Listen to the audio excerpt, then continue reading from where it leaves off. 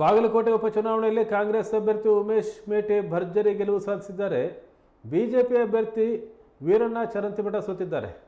ಈ ಬಗ್ಗೆ ಬೆಂಗಳೂರಲ್ಲಿ ಬಿಜೆಪಿ ರಾಜ್ಯಾಧ್ಯಕ್ಷ ಬಿ.ವೈ. ವಿಜೇಂದ್ರ ಪ್ರತಿಕ್ರಿಯಿಸಿದ್ದಾರೆ. ಬಾಗಲಕೋಟೆಯಲ್ಲೇ ಆಗಿರೋ ಹಿನ್ನಡೆಯನ್ನು ಒಪ್ಪಿಕೊಳ್ತೇವೆ, ಮತದಾರರು ಕೈ ಹಿಡಿಯುವ ವಿಶ್ವಾಸ ಇತ್ತು. ಉಪಚುನಾವಣೆಯಲ್ಲಿ ಆದ ಹಿನ್ನಡೆ ಬಗ್ಗೆ ಪರಾಮರ್ಶೆ ಮಾಡ್ತೀವಿ ಅಂತ ಹೇಳಿದ್ದಾರೆ. ಬಾಗಲಕೋಟೆಯಲ್ಲಿ ಮುಖ್ಯಮಂತ್ರಿ ಸಿದ್ದರಾಮಯ್ಯ 15 ದಿನ ಬೀಡುಬಿಟ್ಟಿದ್ರು. ಇಡೀ ಸಚಿವ ಸಂಪುಟವೇ ಬಾಗಲಕೋಟೆಯಲ್ಲಿತ್ತು. ಉಪಚುನಾವಣೆಗಳ ಇತಿಹಾಸ ನಮ್ಮ ಕಣ್ಮುಂದೆ ಇದೆ. ಯಾವ ರೀತಿ ಸಂಘಟನೆ ಮಾಡಿ ಪಕ್ಷಕ್ಕೆ ಬಲ ತುಂಬಬೇಕು ಅಂತ ಚರ್ಚೆ ಮಾಡ್ತೀವಿ ಅಂಥೇಳಿ ಬಿಜೆಪಿ ರಾಜ್ಯಾಧ್ಯಕ್ಷ ವಿಜೇಂದ್ರ ಹೇಳಿದ್ದಾರೆ. ಬಿ.ವೈ. ವಿಜೇಂದ್ರ, ಅಶೋಕ್ ಹಾಗೂ ನಾರಾಯಣ ಸ್ವಾಮಿ ಅವರು ಜಂಟಿ ಪತ್ರಿಕಾಗೋಷ್ಠಿಯಲ್ಲಿ ಮಾತಾಡಿದ್ದಾರೆ.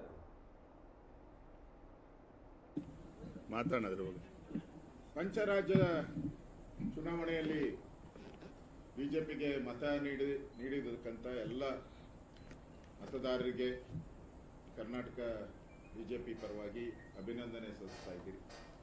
ವಿಶೇಷವಾಗಿ ಭಯೋತ್ಪಾದಕರ ಹೆಬ್ಬಾಗಿಲಾಗಿದ್ದಂಥ, ನುಸುಳುಕೋರರ ಹೆಬ್ಬಾಗಿಲಾಗಿದ್ದಂಥ ಬಾಂಗ್ಲಾದೇಶದವರು ಸುಮಾರು 2 ಕೋಟಿ ಜನ ದೇಶಕ್ಕೆ ಬರೋ ರೀತಿ ಅವ್ರಿಗೆಲ್ಲ ಒಂದು ರೀತಿ ಆಧಾರ್ ಕಾರ್ಡ್ ಎಲ್ಲ ಕೊಟ್ಟಂತ ಮಮತಾ ಅವರ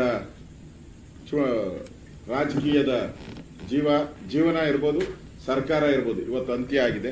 ದೇಶದ ಭದ್ರತೆಗೆ ನರೇಂದ್ರ ಮೋದಿ ಒಬ್ಬರೇ ಸೂಕ್ತ ಅನ್ನುವಂಥದ್ದು ಈ ಚುನಾವಣೆಯ ಫಲಿತಾಂಶ.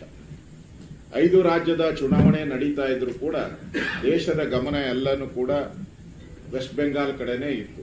ಕಾರಣ ಅಲ್ಲಿನ ದುರಾಡಳಿತ, ಪ್ರತಿನಿತ್ಯ ಹಲ್ಲೆ, ಸಿಬಿಐ ಇರ್ಬೋದು, ಇನ್ಕಮ್ ಟ್ಯಾಕ್ಸ್ ಇರ್ಬೋದು, ನ್ಯಾಯಾಂಗದ ಮೇಲೆ ಆಪಾದನೆ ಮಾಡತಕ್ಕಂಥದ್ದು ಇರ್ಬೋದು, ರಾಜ್ಯಪಾಲರ ಮೇಲೆ ಆಪಾದನೆ ಮಾಡತಕ್ಕಂಥದ್ದು, ಇದೇ ಚಾಳಿ. ಇವತ್ತು ಅದು ಅಂತ್ಯ ಆಗಿದೆ. ಇಡೀ ದೇಶದ ಭದ್ರತೆ ಇವತ್ತು ಗಟ್ಟಿಯಾಗುವಂತ ಒಂದು ವಾತಾವರಣ ಇದೆ. ಸುಮಾರು 15 ವರ್ಷಗಳ ಕಾಲ ಅಲ್ಲಿ ಬೇಲಿ ಹಾಕಕ್ಕೂ ಬಿಟ್ಟಿಲ್ಲ. ಬಾಂಗ್ಲಾದೇಶದ ವಲಸಿಗರು ಏನ್ ಬರ್ತಾ ಇದ್ರು, ಭಯೋತ್ಪಾದಕರು ಏನ್ ಬರ್ತಾ ಇದ್ರು, ಅದನ್ನ ಬೇಲಿ ಹಾಕಕ್ಕೂ ಬಿಟ್ಟಿರಲಿಲ್ಲ ಆ ತಾಯಿ. ಇವತ್ತು ಅದಕ್ಕೆ ಅಂತ್ಯ ಆಗಿದೆ. ಇದೊಂದು ಇಡೀ ದೇಶಕ್ಕೆ ಸಂತೋಷ ಕೊಡುವಂತ ಒಂದು ವಿಚಾರ.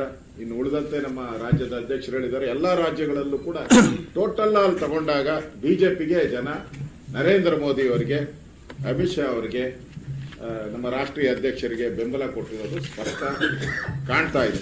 ಇನ್ನು ಮುಂದಿನ ದಿನಗಳಲ್ಲಿ ಕಾಂಗ್ರೆಸ್ ಮುಕ್ತ ದೇಶ ಆಗ್ತದೆ. ಕಾಂಗ್ರೆಸ್ ಮುಕ್ತ ದೇಶ ಆಗುವಂಥದ್ದಕ್ಕೆ ಇವೆಲ್ಲನೂ ಕೂಡ ದಾಪುಗಾಲಾಗ್ತಾ ಇದೆ. ಇನ್ನು ಇವತ್ತಿಗೂ ಅಷ್ಟೇ, ಈಗಲೂ ಅಷ್ಟೇ ನಮ್ಗೆ ವಿಶ್ವಾಸ ಇದೆ. ದಾವಣಗೆರೆ ನಾವು 1,000 ವೋಟ್ ಅಲ್ಲಾದರೂ ನಾವು ಗೆಲ್ತೀವಿ. ನಾವು ಈಗ ತಾನೇ ಫೋನ್ ಮಾಡಿದ್ರಿ ಅಲ್ಲಿ ನಮ್ಮ ಜಿಲ್ಲಾ ಅಧ್ಯಕ್ಷರಿಗೆ ಎಲ್ಲರಿಗೂ 1,000 ವೋಟ್ ಅಲ್ಲಾದರೂ ನಾವು ಗೆಲ್ಲುವಂತ ವಾತಾವರಣ ದಾವಣಗೆರೆಯಲ್ಲಿ ಇದೆ. ಅದರಿಂದ ತಮಗೂ ಗೊತ್ತಿದೆ, ಯಾವುದೇ ಬೈ ಎಲೆಕ್ಷನ್ ನಡೆದಾಗ ಕರ್ನಾಟಕದಲ್ಲಿ ನಾವು ನಮ್ಮ ಸರ್ಕಾರ ಇದ್ದಾಗ 16 ಬೈ ಎಲೆಕ್ಷನ್ ನಡೀತು, 15 ನಾವು ಗೆದ್ದಿದ್ವಿ.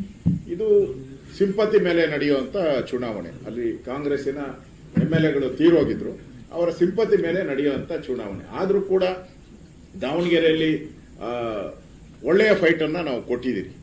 ದಾವಣಗೆರೆಯಲ್ಲಂತೂ ಒಳ್ಳೆ ಫೈಟ್ ಕೊಟ್ಟಿದ್ದೀರಿ. ಇನ್ನೂ 40,000 ವೋಟ್ ಕೌಂಟ್ ಇದೆ. ಇನ್ನು 40,000 ವೋಟ್ ಕೌಂಟ್ ಮಾಡ್ತಾ ಇದ್ದಾರೆ. ಸೊ ನಮಗೆ ಈಗಿರುವಂತ 5-6 ಸಾವಿರ ಲೀಡ್ ಆರಾಮ್ಸೆ ನಾವು ದಾಟಿ ಆಚೆ ಬರ್ಬೋದು ಅನ್ನೋ ವಿಶ್ವಾಸ ನಮಗಿದೆ. ನಮ್ಗೆ ಬರ್ತಾ ಇರುವಂತ ಫೋನ್ ಅಲ್ಲಿಂದ ನಾವು ಗೆದ್ದೇ ಗೆಲ್ತೀರಿ ಅಂತ ವಿಶ್ವಾಸದಲ್ಲಿ ನಮ್ಮ ಕಾರ್ಯಕರ್ತರೆಲ್ಲ ಹೇಳ್ತಾ ಇದ್ದಾರೆ. ಅದರಿಂದ ಕರ್ನಾಟಕದಲ್ಲೂ ಕೂಡ ನಾವೆಲ್ಲ ಒಟ್ಟಾಗಿ ಒಗ್ಗಟ್ಟಾಗಿ ಯಾವುದೇ ಒಂದು ಸಣ್ಣ ಸಮಸ್ಯೆನೂ ಇಲ್ಲದೆ ನಾವು ಹೋರಾಟವನ್ನ ಮಾಡಿದ್ದೀವಿ. ನಮ್ಮ ಒಂದು ದಾವಣಗೆರೆಯಲ್ಲಿ ಒಬ್ಬ ಬ್ಯಾಕ್ವರ್ಡ್ ಒಬ್ಬ ಕಾರ್ಯಕರ್ತ